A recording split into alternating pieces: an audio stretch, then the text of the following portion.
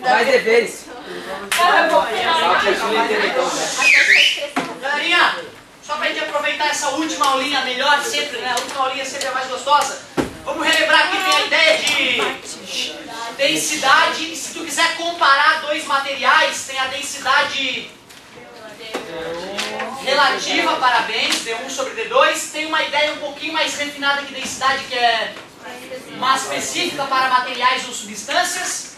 Vimos a ideia de uma força que está distribuída em uma área. E para finalizar, na última aula, nós vimos uma lei e um princípio, né? A lei diz que a pressão no fundo de um líquido é igual à pressão em cima do líquido mais o μg hoje. Onde esse μg hoje, μ vezes g vezes h, representa a pressão gerada pelo líquido. Não é isso? De onde é que vem essa dedução?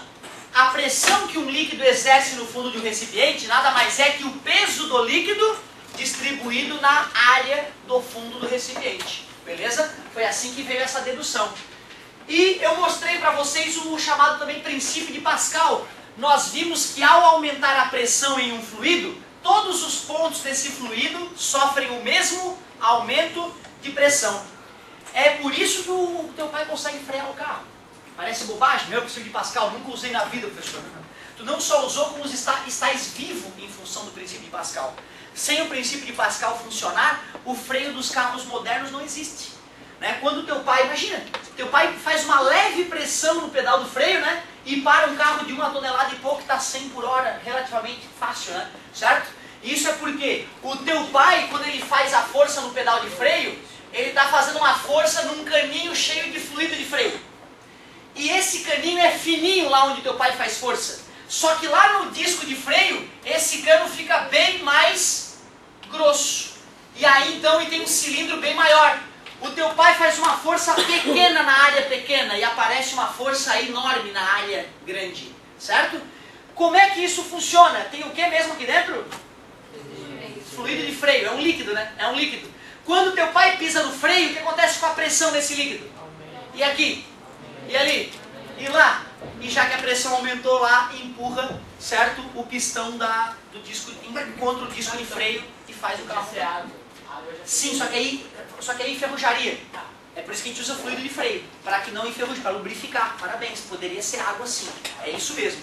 Então tu vê, ó, a máquina. Sabe a máquina, aquela pá carregadeira? Sabe? Ou então aquela que é assim, né? Todas essas máquinas, o que acontece na máquina? Tem um pistão, um cilindro e um motorzinho pressuriza óleo aqui dentro. Quando aumenta a pressão no óleo, aumenta a pressão em todo o óleo e o pistão é empurrado para fora. Diminui a pressão, ou melhor, joga óleo aqui pressurizado, ó, e diminui a pressão aqui. O pistão vai para baixo ou vai para cima. Tudo isso com hidrostática, tudo isso com noções básicas que eu estou te mostrando agora. Certo? Bom, revisado um pouquinho a parte teórica, mostrando algumas aplicações para vocês no dia a dia, vamos aos exercícios. Começava onde? Página 38, exercício 2. Muito obrigado. Uma bela manhã. Analisando a equação da pressão hidrostática. Engraçado, eu acho que essa equação aí está tão esquisita. Pressão hidrostática igual a ρ vezes G vezes H. Qual é a diferença? Nós só estamos usando mi, né? No lugar do ρ. Eu havia alertado vocês quanto a isso. Em um ponto qualquer no interior de um fluido, a equação da pressão hidrostática é aquela ali, em um ponto qualquer no interior do fluido, pode-se afirmar que os três únicos fatores que interferem na intensidade da pressão são a profundidade em que o ponto está analisado, a profundidade em que o ponto analisado se encontra em relação à superfície livre do fluido. Verdadeiro? Sim. Onde está representado matematicamente isso? É o H, é a profundidade, né? A altura em inglês. A densidade do fluido que exerce pressão.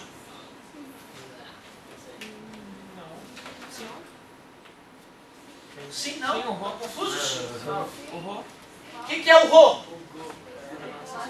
É massa específica, nós estamos chamando de μ, não é isso? Ó, pronto, pode colocar μ ali, não tem problema. E massa específica não é o mesmo que para uma substância, é a mesma coisa, né? O que tu não pode é dizer que toda a densidade é massa específica. Agora, toda a massa específica representa uma Densidade. Então, sim, densidade do fluido. Está ali matematicamente expresso pelo ρ ou pelo μ.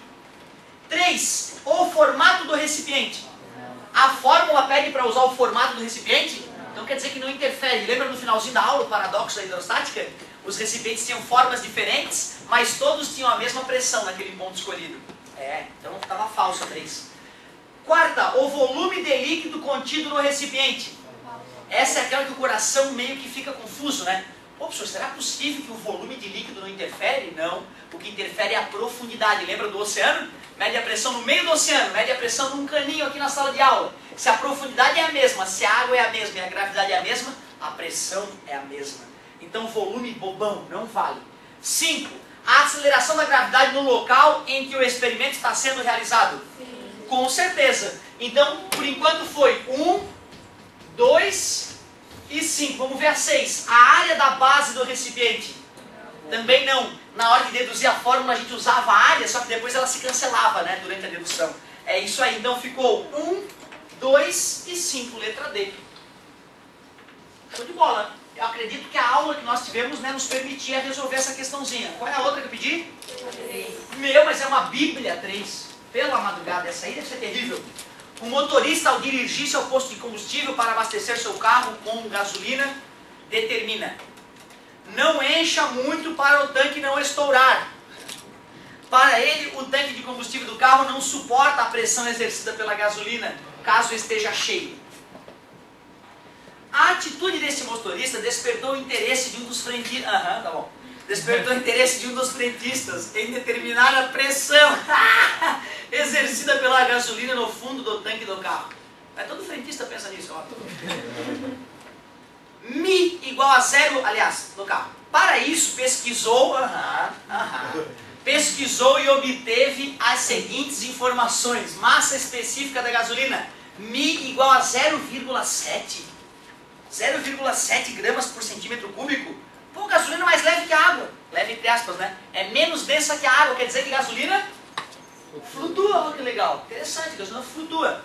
Área da base do tanque. A igual a 8 vezes 10 na menos 2 metros quadrados. Tu vê, ele se abaixou lá no tanque e mediu a base do tanque. A altura do tanque, 0,5 metros a altura do tanque. E a aceleração da gravidade, 10 metros por segundo quadrado. Considerando que o tanque é um retângulo, o frentista conseguiu, através de seus estudos, calcular que a pressão exercida pela gasolina no fundo do tanque, em newtons por metro quadrado, é de... Pessoal, olha, com os elementos que ele deu, tu tem duas maneiras de calcular essa pressão. Ou tu pode ir pela ideia de que pressão é força sobre área, aí a força é o próprio peso da gasolina, calcula o peso da gasolina e distribui na área do tanque, certo? Ou então, para ficar muito mais prático, mijei hoje, não é isso? Se tu usar o mijei hoje, tu vai direto ao ponto, beleza? E as duas maneiras de calcular são louváveis, tá? Seja quem usou o mijei hoje, seja quem fez pela outra maneira. Eu, como tenho um problema, vou fazer dos dois jeitos. Então, ó, pressão é igual, mijei hoje. Qual é o Mi da gasolina? Só que está em grama por centímetro cúbico. Se eu quiser no sistema internacional, que está ali Newton por metro quadrado, eu não vou poder usar em grama por centímetro cúbico. Alguém lembra como é que se transforma de grama para centímetro cúbico para quilograma por metro cúbico? Não tem problema nenhum, acontece. Ó, era 0,7 gramas por centímetro cúbico, certo? Tá no sistema internacional? Não, o sistema internacional é quilograma por metro cúbico, beleza?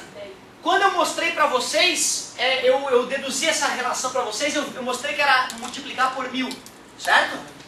Então, 0,7 vezes 1000, 700. Onde é que vem essa relação? Porque 1 quilograma é 10 na menos 3 gramas, tudo bem, gente? Que é 1000 vezes menor, né? Só que 1 metro cúbico é 10 na menos 6 centímetros cúbicos. O 10 na menos 6 passa para cima 10 na 6, né? E 10 na 6 com 10 na menos 3, 10 na 3, é 1000 a relação. Depois tu pode dar uma olhadinha na aulinha para revisar essa parte, se for o caso. Então, ó, agora que nós substituímos pelo sistema internacional, vai ficar fácil. Gravidade. Profundidade do tanque, a altura do tanque. 0,5, ele falou. 0,5. P igual 0,5 vezes 10 é 5. 5 vezes 7 é 35. Com 2 zeros atrás, 3.500 newtons por metro quadrado, já que eu estou usando o sistema internacional. Ou seja, letra C, 3,5 vezes 10 na 3. Mas para homenagear o aluno que usou a definição de pressão para fazer a conta, né, eu vou fazer aqui do outro jeito. Aí eu vou até dar uma esboçada no tanque de combustível do carro. Por que os tanques de combustível dos carros não são assim quadrados? Por que será? Porque é mais difícil, teoricamente, fabricar um tanque todo torto, né, do que um tanque retangular, bonitinho, cúbico, né? Por que é? Por que será que os fabricantes de carro não fazem um tanque quadrado? Por que o tanque é todo torto? Para dar encaixar, né, cara? Imagina se tu pega um cubo todo legal lá, aí depois tem uma partezinha do cano de descarga, tem uma barra estabilizadora, aí tem um amortecedor, aí tu vai ocupar um espaço imenso, né? Então primeiro tu projeta as partes básicas do carro, e por último, onde é que nós vamos enfiar o tanque? Vamos fazer todo torto ali, enfiado naquela parte, beleza? Aí tu faz um tanque torto para poder aproveitar os espaços dos carros, certo? Na Fórmula 1, por que os tanques são flexíveis? Ele é tipo um pneu, o tanque. Tu enche ele e ele é todo mole, ele é todo plástico e flexível. Por quê? Pior é que não, é porque quando batia o carro, se ele é metálico, na batida, para romper o metal, às vezes tem uma fagulha, né? Bum! Quantos já morreram queimados na Fórmula 1? Certo? Tem vários vídeos bizarros do cara sair pegando fogo, churrasquinho na Fórmula 1 e Fórmula Indy. A galera viu, putz, então na hora da batida não pode ter fagulha. Na hora que o tanque romper, vamos fazer um tanque de borracha. Aí ele flexiona e se rasgar, né, também não vai ter fagulha pelo tanque, pode ter fagulhas outras, né? Não vamos eliminar o problema do cara morrer queimado, mas vai diminuir a chance, certo? Que legal, né? E o bacana é isso, cara, várias coisas da Fórmula 1, que é um esporte de elite para rico, né? Certo? É esporte para rico, né? Empresas investem milhões lá, só para poder curtir, para fritar dinheiro. Só que o que acontece? Nós somos beneficiados com essa loucura dos ricos. Né? Porque se o teu carro tem ABS, foi inventado na Fórmula 1, certo? Se o teu carro tem suspensão ativa, é porque foi inventado na Fórmula 1. Se o teu carro tem controle de tração e estabilidade, é porque os engenheiros da Fórmula 1 inventaram. E aí as indústrias automobilísticas copiam e todos se beneficiam. Então tu vê, às vezes algo que parece elitista e só vai ajudar quem for muito rico, só vai curtir o cara que é rico, mas não, reflete na população geral também. Por isso que é bacana ter essas competições entre empresas, né? Competições tecnológicas. Que bonito. O guri falou que isso aqui era 0,5. Ele disse que a base do tanque é quanto? Qual era a base do tanque? Ele falou, ele mediu, não mediu? Era uma área igual a 8 vezes 10 na menos 2 metros quadrados. E disse que a densidade da gasolina é 0,7. Se eu tenho a área da base e a altura, meus amigos, dá para calcular o quê? Parabéns, olha com uma lembrança bonita. Eu mostrei para vocês que para calcular o volume dessa sala, era pegar a área da base e multiplicar pela...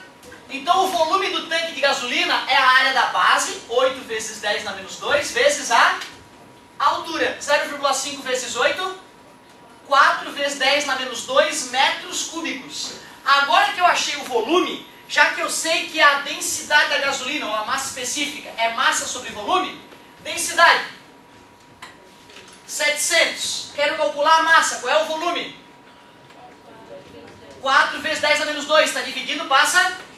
Então quer dizer que a massa de combustível, esses dois zeros eliminam 10 na menos 2, 4 vezes 7, 28 quilos tem no tanque. Tudo bem para vocês?